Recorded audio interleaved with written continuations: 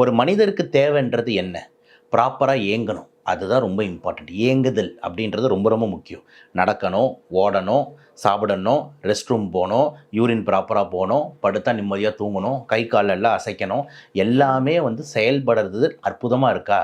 நீங்க நல்லா இருக்கீங்க அப்படின்றது தான் ரொம்ப இம்பார்ட்டன்ட். பல்வேறு பேஷண்ட்ஸை நம்ம பார்க்குறோம். என்னன்னா ஒரு 60, 70 கிலோ இருப்பாங்க. அந்த பொண்ணு வந்து நம்மகிட்ட வந்து ரொம்ப மனசை வருத்தி பேசுவாங்க. சார் நான் வந்து குண்டாயிட்டேன். இல்லைம்மா கொஞ்சம் கரெக்டாக தான் இருக்கு. ரொம்பலாம் ஒன்றும் குண்டாகலையே. இல்லை சார் இன்டர்மீடியன்ட் ஃபாஸ்டிங் ஆரம்பிச்சிட்டேன். 16 மணி நேரம் வந்து பட்னி, 8 மணி நேரம் தான் சாப்பிடுவேன். எனக்கு அந்த இது வேணும்.